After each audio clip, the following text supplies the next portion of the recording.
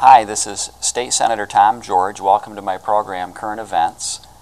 For this month's program, I'm actually going to replay an interview that I made with Glenn Allen. This interview was taped in the spring of 2001, and Judge Allen died then that fall. Judge Allen is an interesting person to learn about because he was probably one of the most important political figures in Kalamazoo's history. He was, as you'll learn, he was born in the Kalamazoo area. He attended Kalamazoo College, went to law school, then returned to Kalamazoo and served as its mayor in the 1950s. Later, he was selected to help with the drive to initiate a constitutional convention in the early 60s in Michigan. He assisted who would become Governor George Romney. Romney was behind the push to initiate the call for a new constitution. And Glenn Allen, from mayor of Kalamazoo, then became the Constitutional Convention delegate to the convention that drafted this new document that guides our state. Later, he served as state budget director under both governors Milliken and Romney, and then later yet became a judge, moved to the Lansing area, and served as a judge until his retirement. He's a very interesting figure, and I hope you'll enjoy this interview. He was born January 1st, 1914, and then died on Election Day in November of 2001. Hello, and welcome to my program. I'm State Representative Tom George, and my program is Current Events with Tom George. And today I have a very special guest with me who I'm going to be talking to, and I'm really looking forward to this.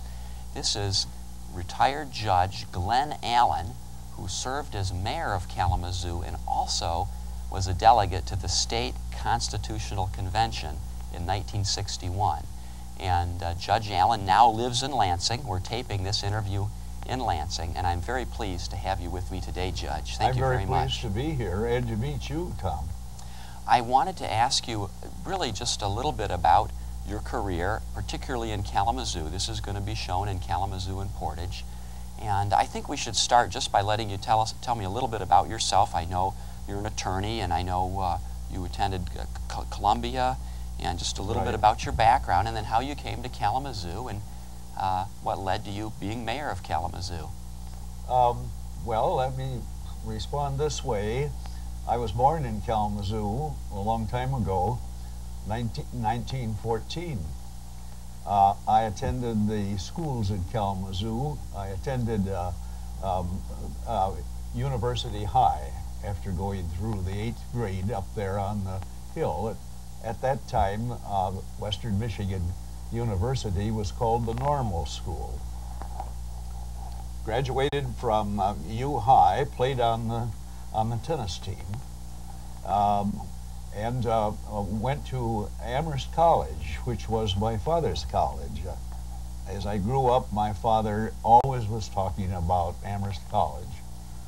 I went to Amherst College in September of 1932, and a few months later, well, in March of 1933, the banks all closed.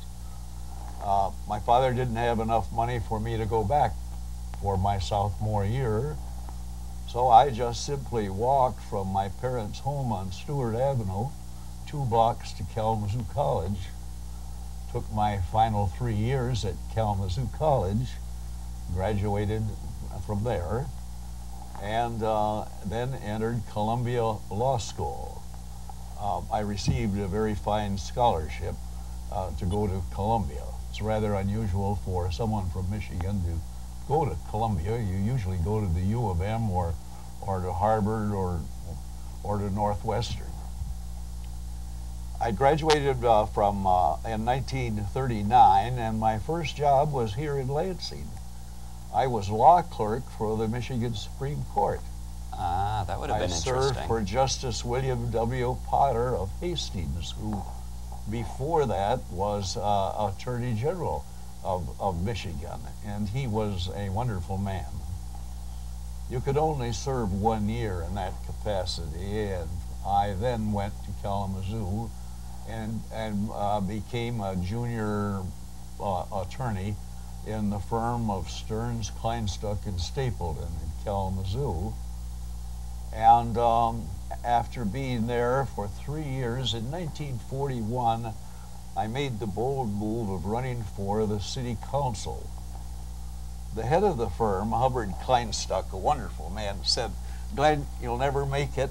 And we didn't know you were going to do it. We would have told you not to do it. Huh. But he said, "No harm done. You won't be elected anyway. You're too young." It's nice to have support from your coworkers, isn't it? Yeah, right.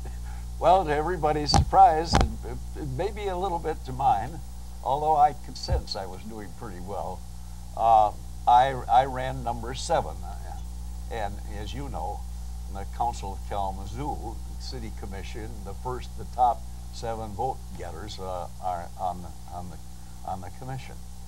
And so I was elected and started serving. A little problem occurred about 3 weeks later, Pearl Harbor, and I knew that I would be drafted. And I was drafted, went in the Army, did basic training in 2 or 3 southern states, went across into Europe, and eventually was assigned to the 3rd Army. And I went through the Battle of the Bulge with George Patton. I wasn't on his legal staff as such, but I was the assistant judge advocate of the 94th Infantry Division, which was one of his units in the 3rd Army. I found Patton a fascinating man. He used a lot of 4-letter words. No. But he never sounded profane or vulgar. He really didn't. It just seemed natural to him. Natural to him. He was entertaining. If there were 3 or 4 people, he would talk very normally like we're talking now. But if you got 12 or 15 people in front of him, he would go on stage. That was his personality. Well, anyway, when the war ended in 1945, I decided there was a city election coming. And I announced my candidacy from Czechoslovakia for the City Commission of Kalamazoo in August of 1945. Fate was with me. I returned 4 days before the election. I gave one speech, and on election night, when the votes were first counted, I was the leading vote getter. When the votes were all counted, I lost the mayorship by 6 votes. That's something. I lost to a very fine attorney, Henry Ford Jr. So running second, I was vice mayor. And I ran 31 votes ahead of Gifford Upjohn, the president of the Upjohn Company. A wonderful man. He had served as mayor also, hadn't he? No, he No. never had served as mayor, no. Paul Todd had served as mayor. He also was one of the 7 that were elected. Well, anyway, I served 2 terms as vice mayor of Kalamazoo.